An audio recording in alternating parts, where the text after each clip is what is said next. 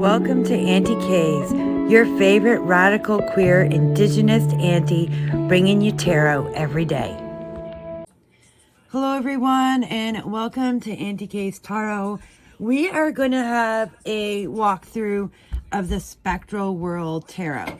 So I received this for review through Indie Deck Review, and this is the abstract psychedelic art of Benjamin Allen Simon, and he's on Etsy. He's got spectrowhirl@gmail.com, and also you can look him up on Facebook, Instagram, Twitter, and TikTok at Spectrowhirl.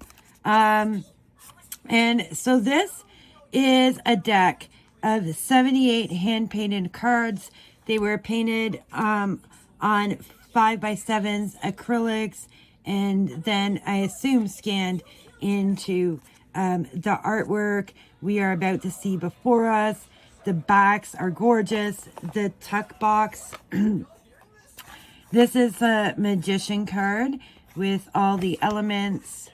On the back it says, this tarot deck contains a kaleidoscope collision of light, color, and whimsy. Every card is hand-painted on canvas with vibrant acrylics, creating 78 unique rainbow works of art. The Spectrowhirl Tarot provides an entirely immersive reading experience to give you peace, joy, and a brief adventure through the cosmic spectrum. So, I took on this deck because we've all heard me describe my aesthetic as rainbow puke, and oh my god. This is like queer Gemini heaven.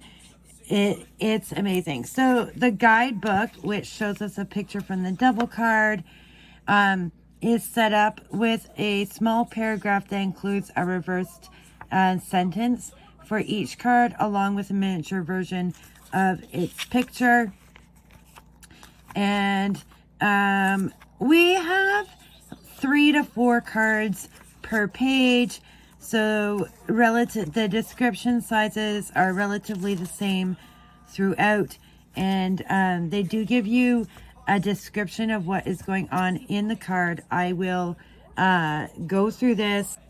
I will go through this with some cards at the end so we can all get a sense of it. All right, so we have the Fool card here. And for the Fool, we have a Joker's mask. It's got horns coming off of it, a heart-shaped mouth with what looks like a xylophone inside, making the teeth. This makes me think of a circus tent top.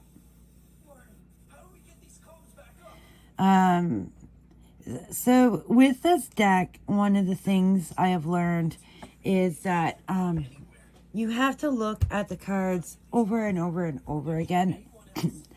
The night I got this deck, I walked through it in order for myself, and then I shuffled and walked through it again. And I repeated that process a couple times, did a couple test readings, tried it out on the hotlines. It's a very emotion-invoking deck to read for the most part. So this is a magician card. And so there's symbology in each of these to take you to the RWS card or meaning in different ways. Here we have a sun and a moon. And we have the wand. We have the cup. We have the pence. And we have the sword. The sword has a star in the center of the hilt.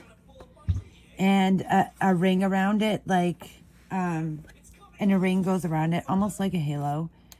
And there is a planet on top. And let's look at it now and see what the book says about it. Magician. All the powerful tools that command the natural world come together to light the spark of change. You have everything you need to accomplish your goals.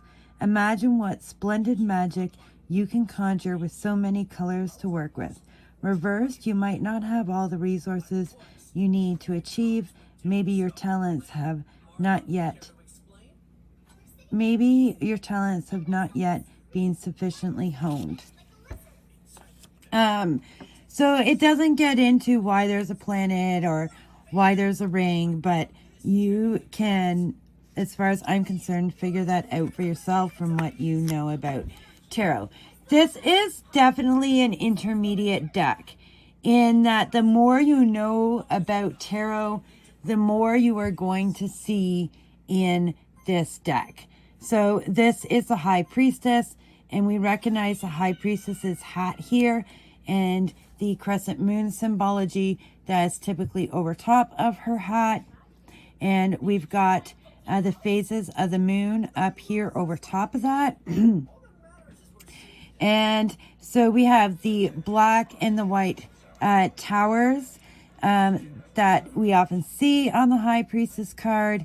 And we see them repeated and intertwined over here coming down from the High Priestess's hat.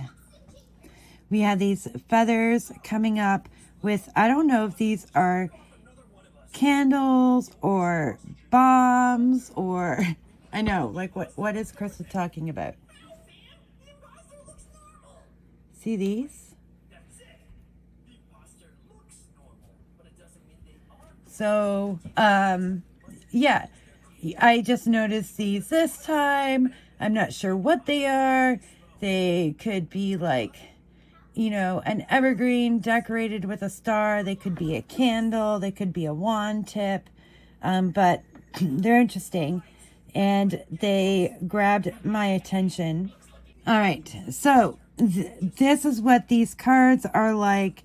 There's so much to look at. In this card, I'm noticing how often the crescent moon shape is repeated in here. So this is the Empress, and we see like a crown of fruits, vegetables. They look like carrots in different colors, and then it looks like feathers, and it clearly makes a crown. And here's a woman sign, and we're so clearly in a garden. And we've got a flower, we've got a sun, or which also could be a flower. It's just a light back here. And we see we're in like, it looks like we're in a wooded area looking into this meadow. It's a very lush card. There's 8 stars hanging here.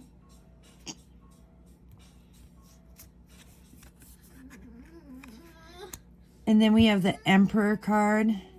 And we see the Aries is represented here, a masculine symbol, a more typical looking, crown.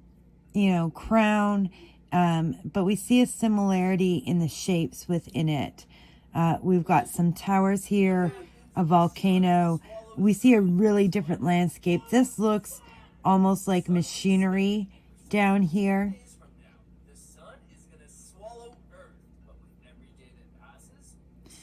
The paint is dripping down from the crown. We do see some water in between these harsher surfaces and, a rising sun, which, makes sense. Aries is the start of the zodiac. Not where the sun is high, but where it rises. And then we have the Hierophant. I can't take this long on every card. This is where this deck is fascinating. We have 2 keys. We have a keyhole in here. We have all this symbology going on here that I apparently need to unpack. This looks almost like, okay, to me, this looks like a variety of cities or walls. Or maybe they're flaming swords. But also, they look like both to me at the moment. It changes.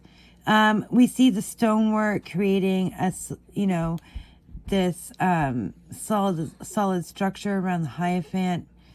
Pillars often have a lot of specific meaning in tarot. So we have these keys. These buildings are flaming swords. These stone structures wrapped with banners that have keyholes on them. This, Taurus, the ram. So we see that made up out of the symbology here. Also, and that is the Hierophant.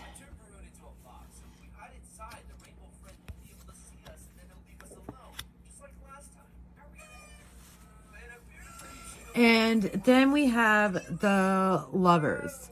And in this, we have essentially a picture frame that has, a rainbow pattern coming through it in a very pink pattern up here that gives us a heart shape. We have two trees, and they look like they are holding hands via branches, which is dripping rainbow over this volcano shape. We have a rainbow shape down here, but it looks like it's being made by the dripping. We have an apple heart here, and we have flaming leaves over here. We have flames up here on the fall leaf colored tree, and we have a pastel-y rainbow snake here on the green tree. So we really see Waite's Adam and Eve mythology worked into the Lover's card here. And then we have the Chariot. It's got this curtain-like effect going on the top part of the Chariot, which gives us our boxy upper part, which we can imagine it's like fancy and curtained. We have a wand or tower with a star. And we have our Chariot in the wheels there. We do have wheels in the background that's making these towers, which also could be stands, like in a stadium, where chariots would be. We have two masks, which are on the Chariot, but they are in the space where they would also remind us of the sphinxes drawing the Chariot. So we see a lot going on in here. We've got a star, angel wings, and a dreidel. So I don't know. I guess we're also going to continue to steal symbols because this is the Rider-Waite-Smith Tarot. Strength is really straightforward. We see a lion here. There's trees on either side giving us some framing. There's the infinity symbol up top. And we see this really peaceful lion. Their eyes are like whirls. I'll see. See that? I hope the continuity is decent because there has been a few needs to stop and restart this video. So this is the Hermit. We have a Hermit's lantern putting out beams of spectral light and a sunset that has produced rainbow colors and is hanging from the branch of a tree. This card is beautiful.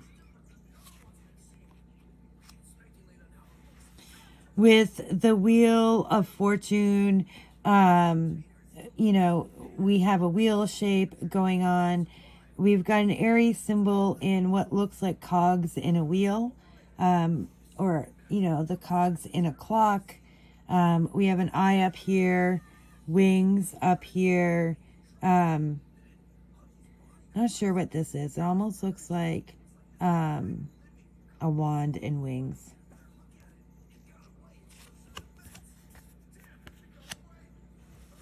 Justice. And we have the scales and a sword.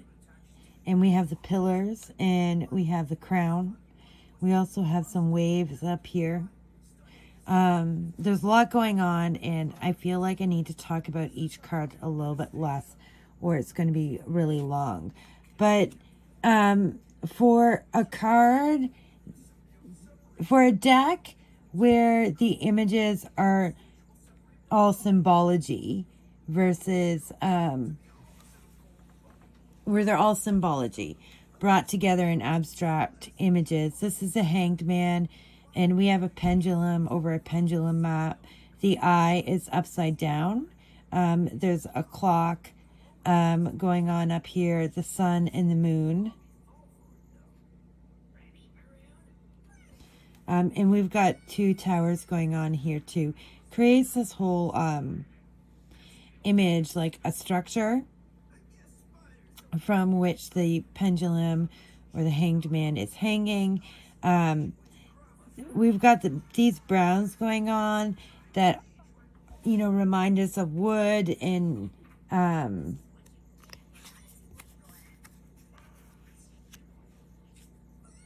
here we have the death card. I think that's pretty self-explanatory.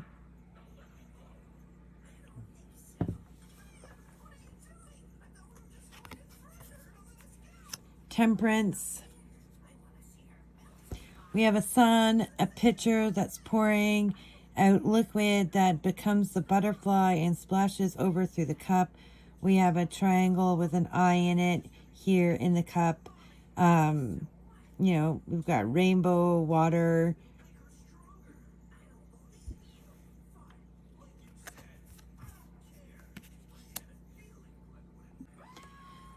The devil card also is pretty explanatory. You know, we have the goat skull. It's interesting because it's a rainbow colored horn on this side and a more natural brown colored on this side. And these elements here, they might be tails.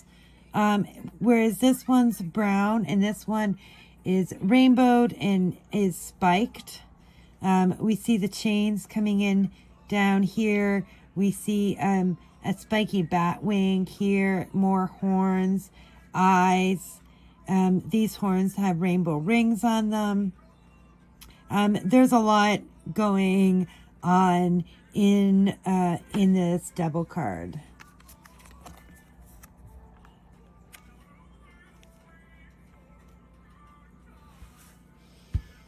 The tower is pretty interesting. We see the tower with all these different eyeballs doing different things in them.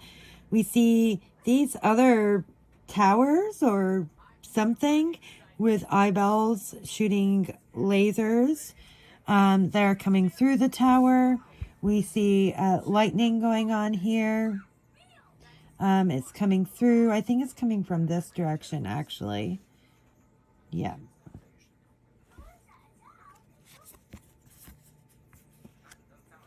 The star, it's pretty self-explanatory.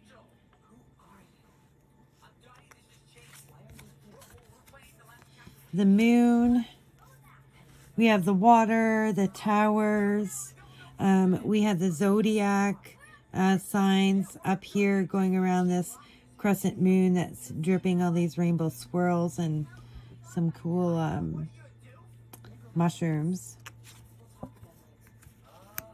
The sun is pretty self-explanatory also. We have the sun coming around this structure that blends right into it, and these sunflowers. For judgment, we've got 3 trumpets and some wings with a halo and a crown over a really nice scenic mountain view. And for the world, we have a planet on a double axis. We have the wreath with the snakes intertwined.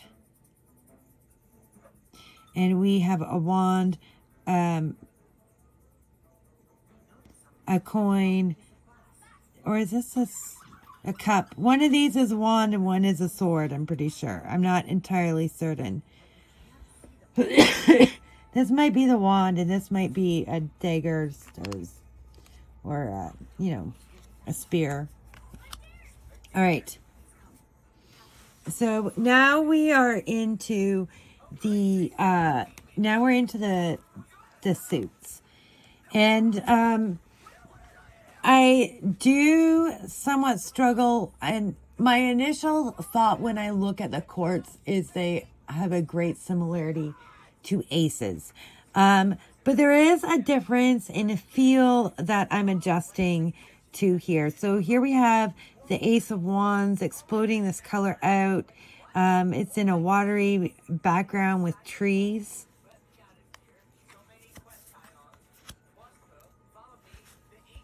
We've got the Two of Wands, which are meeting in the middle here. So I found the Wands, the suit that least reminded me of RWS based on the imagery and the setup. And I think you're going to see that as we go through it. The Three of Wands are crossed over each other. Now the Four of Wands we have in the typical setup, and we see the canopies between them.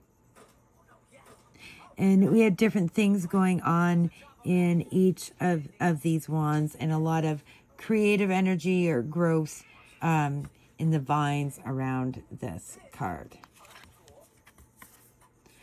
The Five of Wands. So we got a wand coming here, a wand coming here, a wand coming here. This might be a wand also. And maybe this is a wand. So they're all in different directions. Everything looks pretty playful and harmless, I guess. Yeah.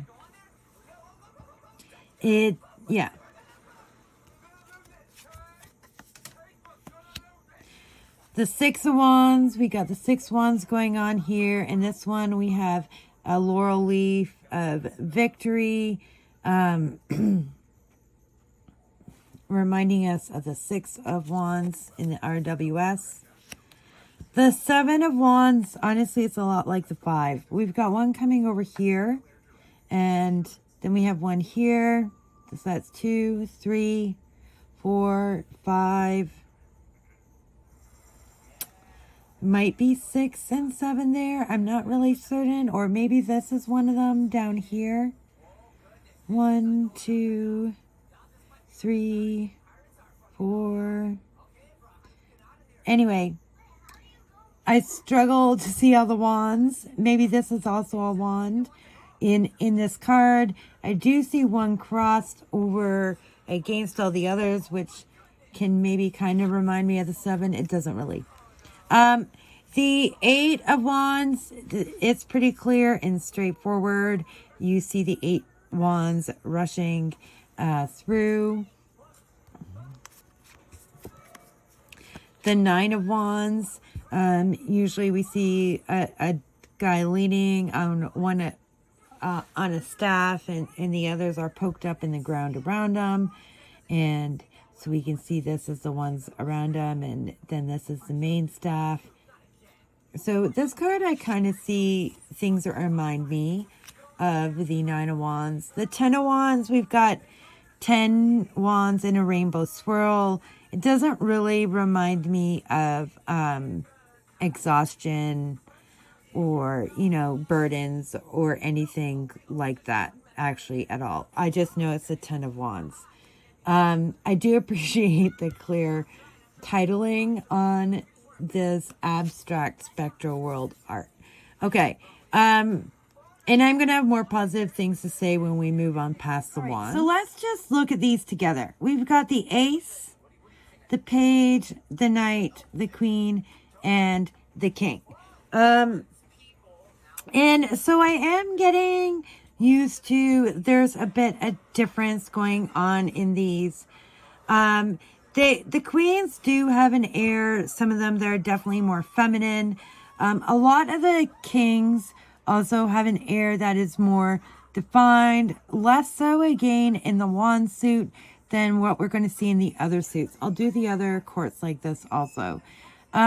This I think is the least defined set of quartz.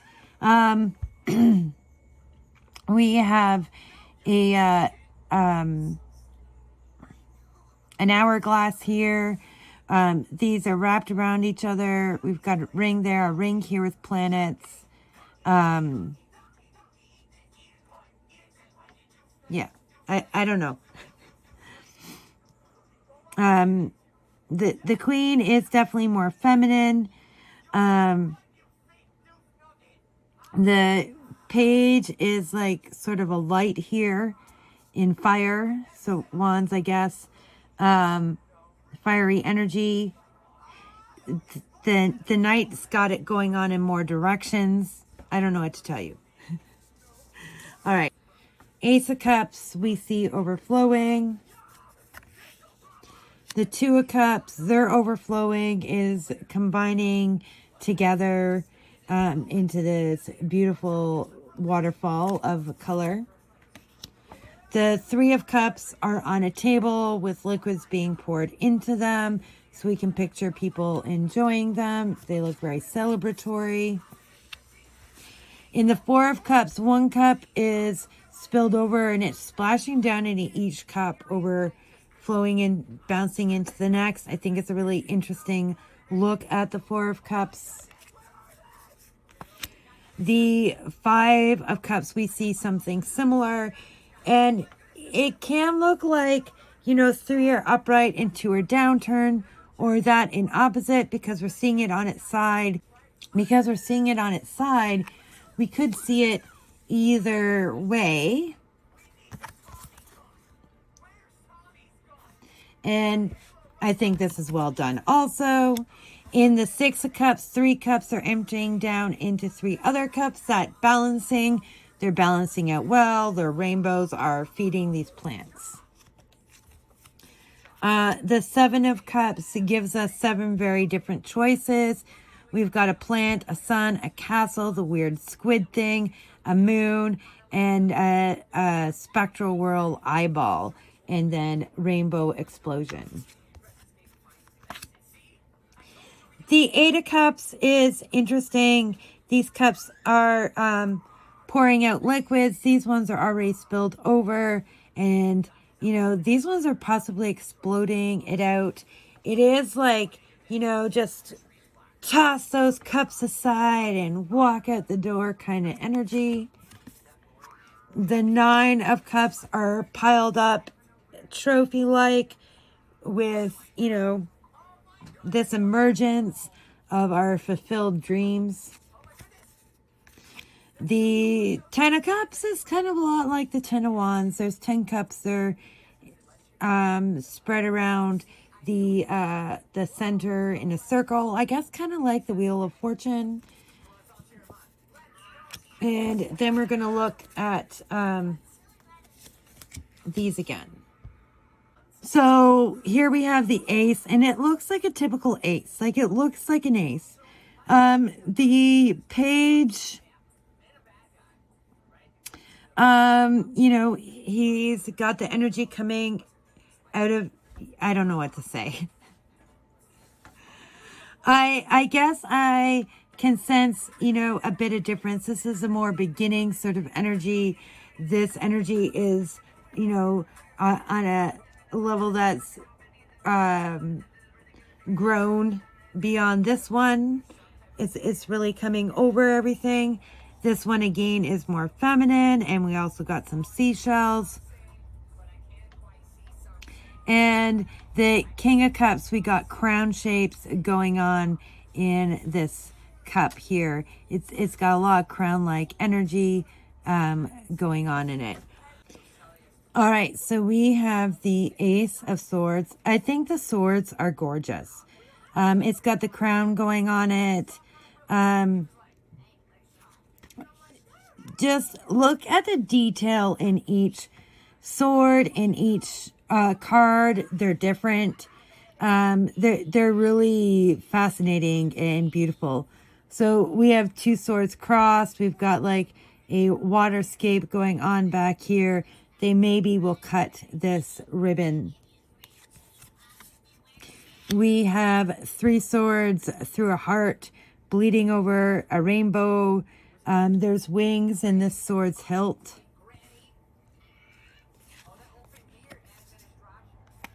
The 4 of Swords really reminds us of its RWS counterpoint in the placing of the swords and the background. See all the different like shapes of the swords? There a lot of creativity in this deck. In the swords and the coins are my favorite suits in this. The 5 of Swords, we got a bit more structure going on around here. We have spear as a sword. In these other points, they do look more sword-like than spear-like.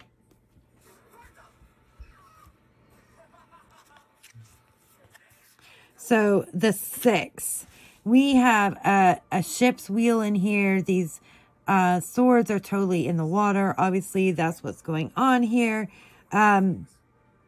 These swords make up the edges. 1, 2, 3, 4, 5, and 6. And it really draws us into that traditional imagery. We've got the 7 of Swords here, which is essentially 7 swords.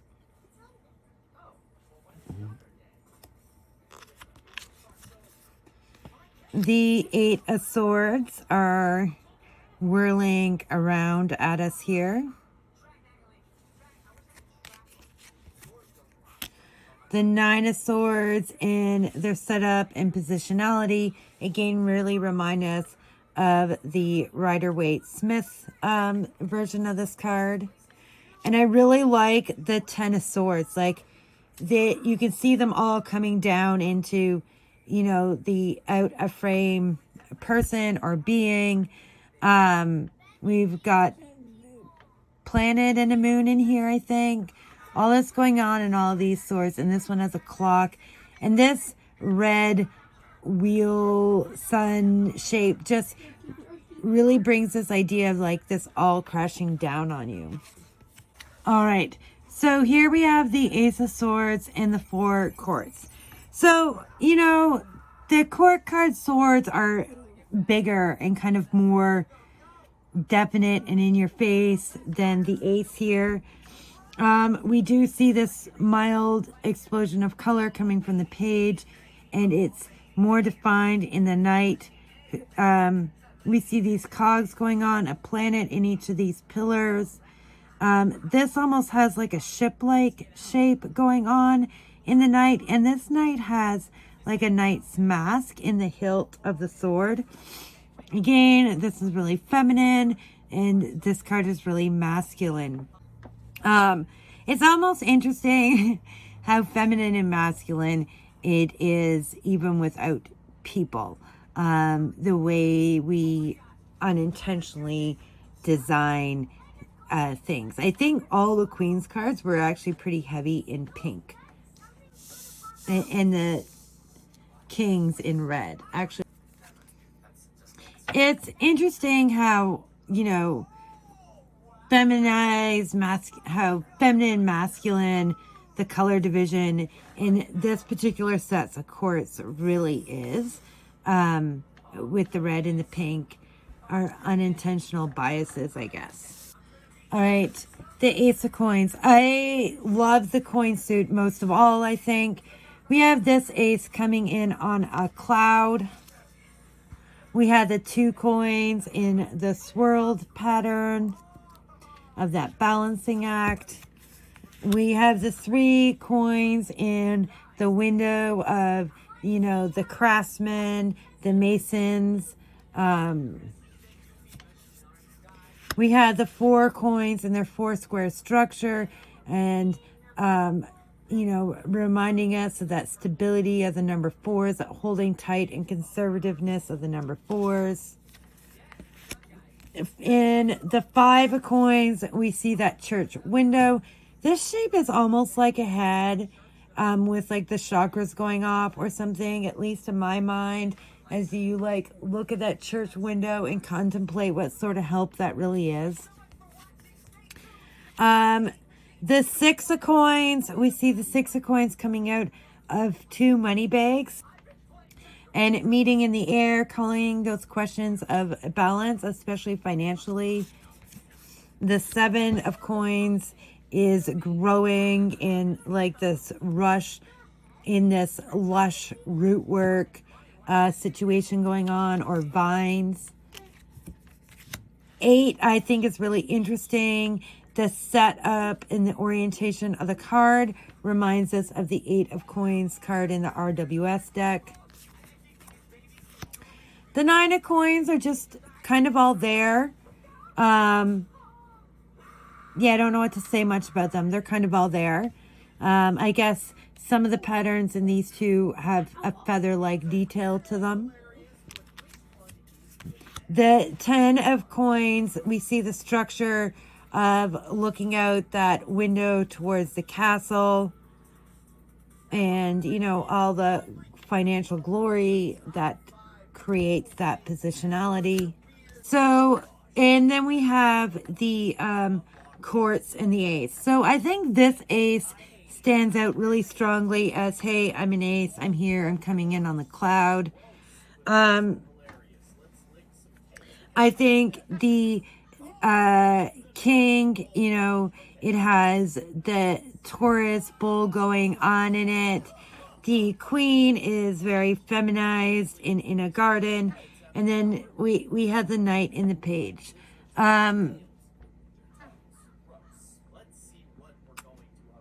The Knights and the Pages I think are a bit of a struggle for me in this deck.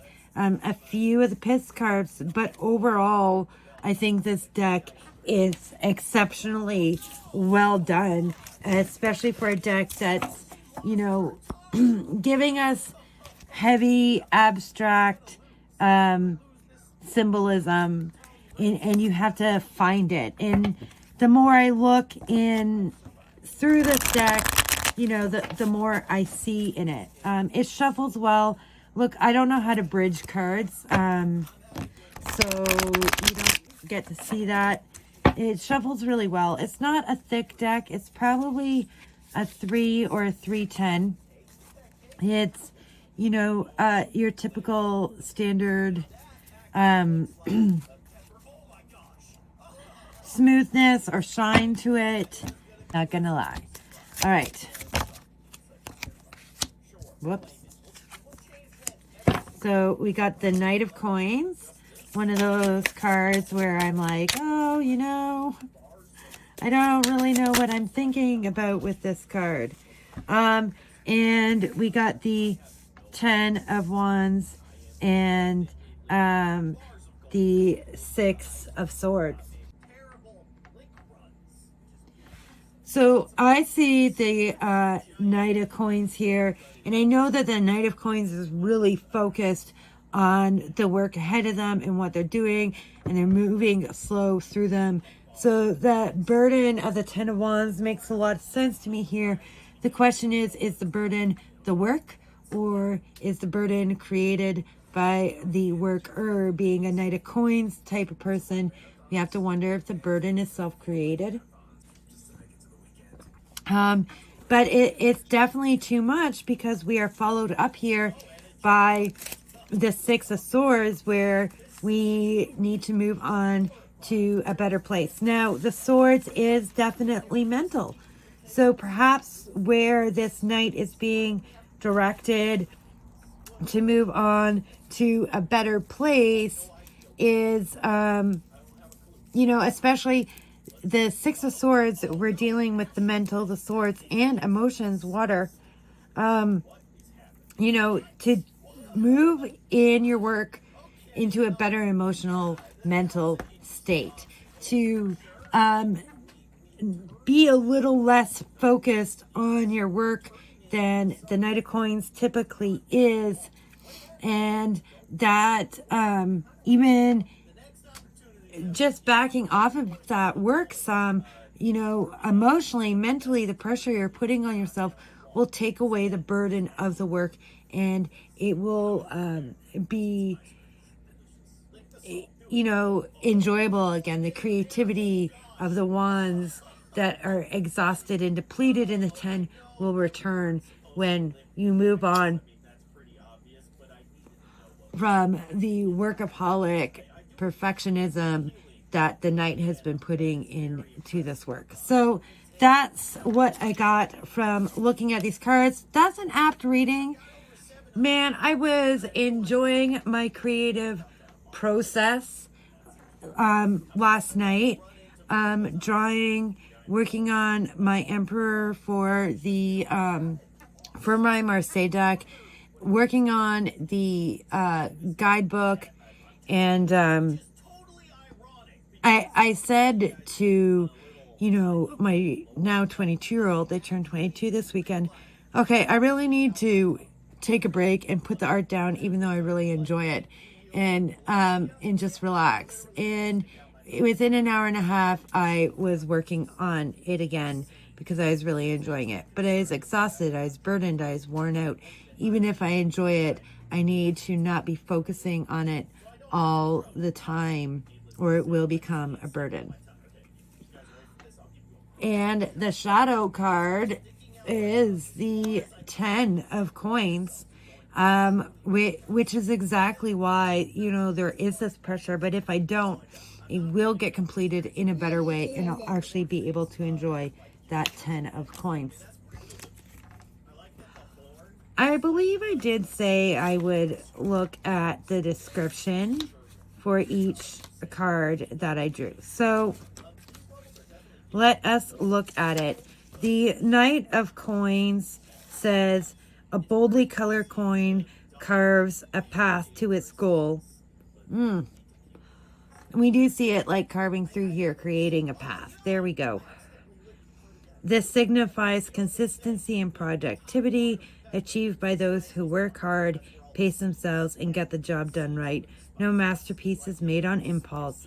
Paint your colors with patience. Reverse, this could represent a person in your life who is consistently idle. Well, it wasn't really referring to that. But, you know, that path being carved forward, right? So then we have the 10 of Wands.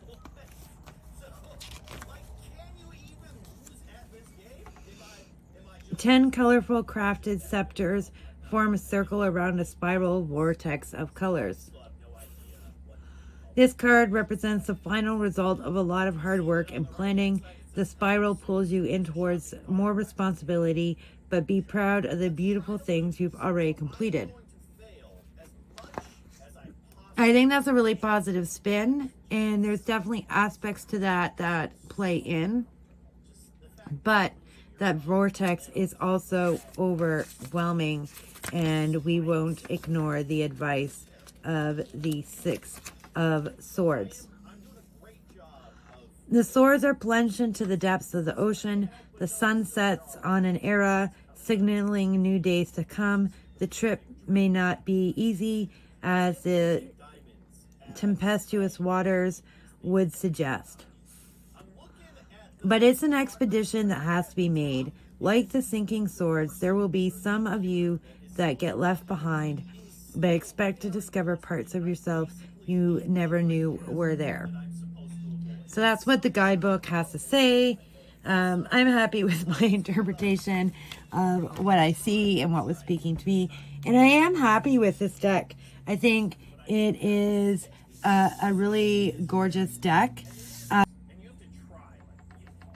I think it's really well done, and there's a lot of imagery going on in here that you can draw from, and you can pick up insights about what's going on in the pictures, like we saw with the Knight of Coins, that it's carving a path, and I can see that imagery now when I look at it. And so the guidebook is simple but definitely useful. And that, my friends, is the Spectrowhirl Tarot.